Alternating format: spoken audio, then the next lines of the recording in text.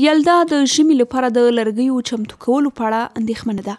دغه مېرمن د یوې شپږ کسیزې کورنۍ مشره ده او خاوند چې د ملي اردو یو افسر یو نیم کال مخکې له طالبانو سره په جګړه کې وژل شوی دی.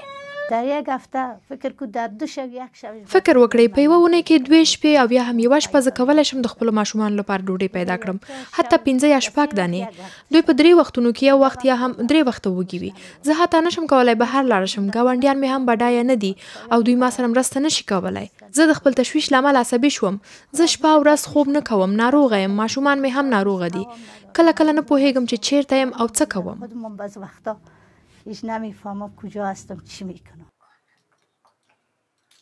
یلدا اندېښمنه ښکاري او د هغې د ژوند سختو ورځو هغه په عصبي ناروغیو اخته کړې ده. هغه وایي چې له بایومټریک نوملیکنې وروسته له 1 میاشتې راهیسې د کابل په سړکونو کې د 1 ګولۍ ډوډۍ د ترلاسه کولو لپاره د بوټونو پالش کولو دنده هم نه ده موندلې.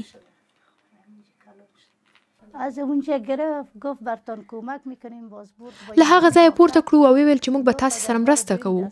هغوی زموږ بایومټریک واخیست او ویل چې موږ باید تاسې 2م ځل په سړکونو ونه ګورو، که نه موږ به تاسې 6 میاشتې بندي کړو. موږ 2م ځل هلته له دې ویرې چې هغوی مو بندي نه کړي لاړ نه شو. له موږ سره یې هیڅ مرسته ونه کړه، نه مرسته، نه 2000 افغانۍ، نه وچه ډوډۍ او اخطار یې هم وکړ که مو بیا وویني نو 6 میاشتې به بندیان کړي. هغه بل کس چې 2م ځل نیول شوی هم ووهل شو.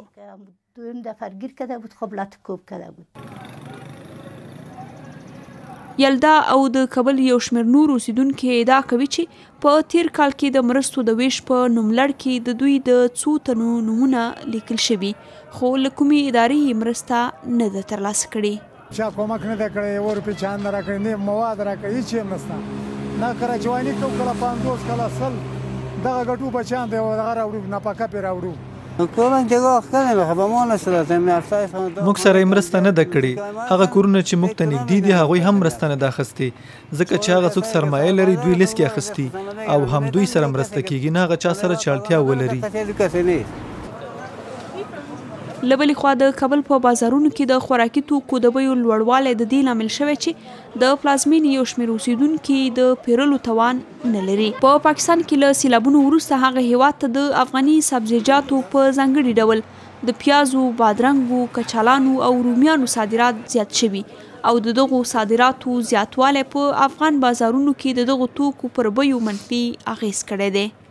اوس پاکستان پیازو ته اړتیا لري ځکه پیاز نه لري، نو له همدې امله اوس له افغانستان څخه پاکستان ته صادریږي چې د سرپل او هرات ولایتونو له لارې بشپړیږي.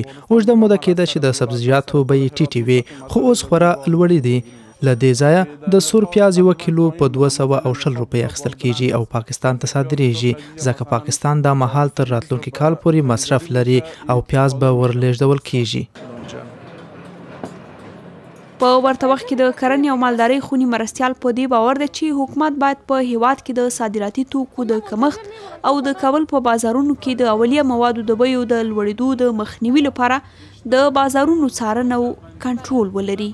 فعلا ما با پاکستان صادرات داریم، خب باز اقلام ما از اثر سیلاب‌ها اوس موږ پاکستان ته صادرات کوو او زموږ یو شمېر توکي د سیلابونو له امله زیانمن سوي دي. دلته موږ اوس هغه تولید نه لرو چې پخوا مو لره، ځکه موږ اغېزمن سوي یو.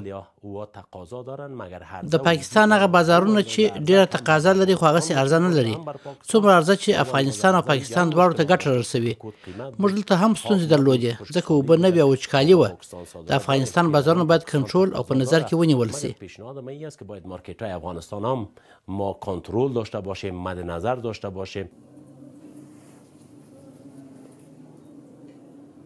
د طالبانو د اقتصاد وزارت د نړیوالو مرستندویه سازمانونو د دغه ډول مرستو پر ویش نیوکه کوي او وایي چې دغه ډول مرستې هیڅ د افغانانو د در دوا نه کیږي. از بود اقتصادی برای کاهش میزان فقر ایجاب میکنه که ما برنامه‌های له اقتصادي اړخه د بېوزلۍ د کچې د راټیټولو لپاره اړینه ده چې موږ پراختیایي پروګرامونه پلي کړو او زیربنایي پروژې پلي کړو، مګر د ملګرو ملتونو د پالیسۍ له مخې ټولې مرستې د بشري مرستو د پروګرامونو په بڼه دي او دا له اقتصادي پلوه ډېرې اغېزمنې نه دي، ځکه چې خلکو ته د کار زمینه برابر نه سي نو دا د فقر د کچې په راټیټولو کې هیڅ تاثیر نه لري. میزان فقر در کاهش میزان فقر تاثیر خود داشته باشه. د طالبانو ادارې د اقتصاد وزارت د شمیرو پر بنسټ په افغانستان کې د مرستو د پروګرام له پال راهیسې ملګرو ملتونو د خپلو اړوندو بنسټونو له لارې له افغانستان سره څه باندې $1 میلیارډ مرسته کړې ده.